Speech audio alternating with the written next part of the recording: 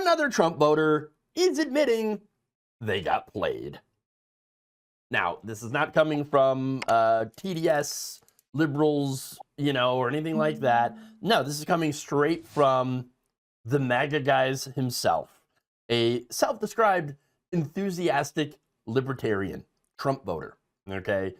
Now, recently, this Trump voter named, get this, Morgan Morgus, which kind of feels like it's a fake name, honestly. But anyway, in this article in USA Today, they wrote, and I'm quoting here, quote, after a year after the presidential election, I feel completely swindled. Oh, do you? So just let that sink in for a second, okay? This is not some like deep state conspiracy liberal media hit job, okay? No, this is somebody who enthusiastically voted for this guy, saying that, oh, I feel swindled. And get this, they said if the same candidate ran again, if Trump ran again, well, they just sit out the election completely. Huh, no, well, that's what we call a ring endorsement for the Trump camp. Now, what makes this, of course, deliciously ironic, Morgus identifies, as I mentioned, a libertarian. This is supposed to be the people who want government. Get out of my wallet. Get out of my life. Get out of my bedroom. And look, the libertarians traditionally hate both parties, right? But especially hate anything that looks like big government or corruption, okay? A libertarian voting for Trump, I guess, kind of makes sense on paper when you think about it. Trump's whole campaign was about, oh, I'm going to drain the swamp, right? Reduce regulation, get rid of the regulations, cut taxes. The government that governs best governs least, But, of course, Trump has actually delivered something completely different than what he promised. And that's exactly why this libertarian voter, I guess, apparently feels like they got punked by the biggest con artist in political history. Remember, Trump talked a big game about cutting the federal government, right? I mean, Doge, another great example of that. But what do we actually get? We got a massive expansion of federal power concentrated in the executive branch, continuing the policies that drive up government spending, like more defense, and here's the kicker, Trump becoming something that, that he claimed to have hated, a big, bloated, inefficient government operation that serves only the donors. Oops. Now, Morgus put it more bluntly in his letter to USA Today. He said that Trump's conduct amounts to a, quote, complete betrayal of their vote. Again, not exactly vague disappointment here. Somebody saying that they were sold a bill of goods, and now they're stuck with it, while Trump and his billionaire friends laugh all the way to the bank. Now, he specifically mentioned that, hoping that Trump would be, quote, willing to listen to us. Right. Okay. Yeah. Look, the people thought that they were voting for an outsider who would actually represent them instead of the donors, but of course, Trump does nothing but represent himself and his donors, okay? They got the same old political elite bullshit who ignores their concerns unless it serves their own agenda or their billionaire benefactors' bank accounts. That's the reality. I mean, think about this, too, from a libertarian perspective, right? You vote for the guy who promises to get government out of your life, and then suddenly you get somebody who expands federal power in ways that made George W. Bush and the late Dick Cheney blush. If you're a libertarian who votes for Trump based on small government promises, yeah, makes sense that you'd feel like you got conned by the world's most obvious grifter. Now, the article also highlights another Trump supporter who was mad about Trump's handling of SNAP funding. He tried to stop people from getting their food stamps, okay? Their food assistance during the holidays. I mean, how evil do you have to be? Okay? Pretty goddamn evil, okay? Again, for 40+ million Americans, This voter pointed out that while Trump was investing in expensive White House renovations, i.e. the ballroom, that cost about $300 million, while he was getting that all put together, he was also simultaneously cutting food assistance to the most vulnerable Americans, including troops.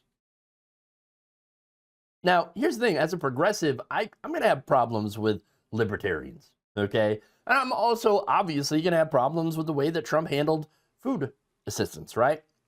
But if you're a libertarian, right, I understand why you'd be furious. Libertarians, they say they're not exactly against helping people. They just want private industry to do it, private charity, local programs. They don't want the federal government involved, right? Now, obviously, I'm going to disagree with that. It doesn't work. But Trump didn't even deliver on that promise, okay? Or any promises that small government.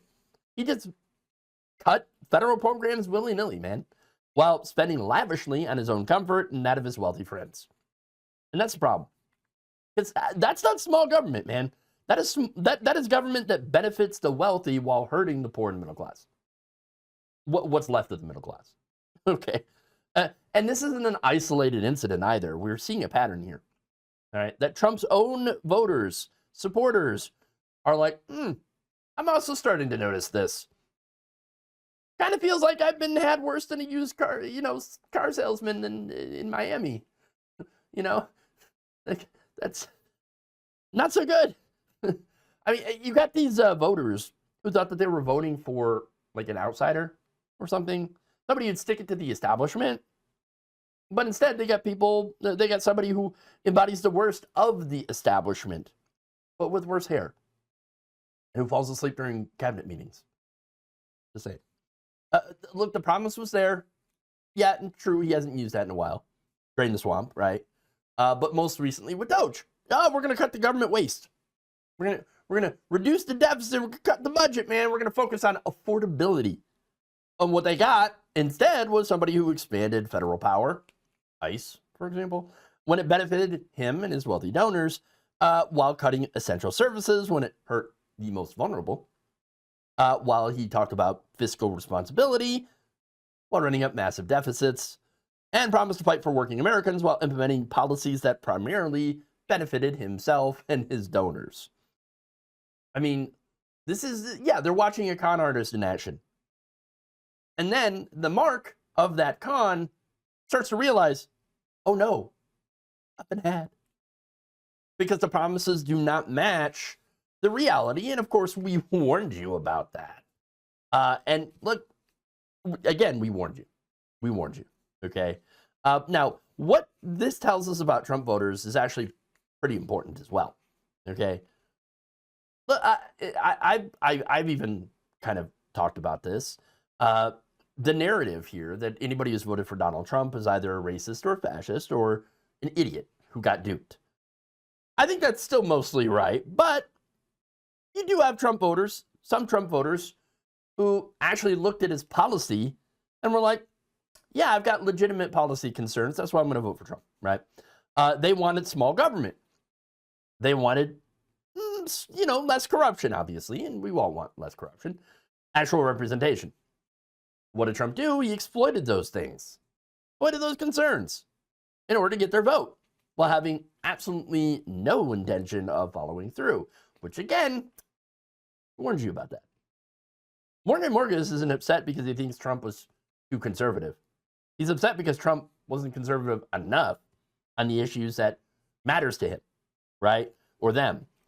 Didn't deliver on the small government promises. He got bigger government. He didn't cut spending. Didn't reduce the power of the federal government. He grew it. He just gave the same old Republican policies with extra corruption and incompetence thrown in. Okay? That's it. This is actually a case where political reality confirms what people like myself, progressive critics, have been saying for years. Trump talked a big game about being different while governing like a typical Republican who expands federal power when it's convenient and cuts it when it serves him or his donors' interests.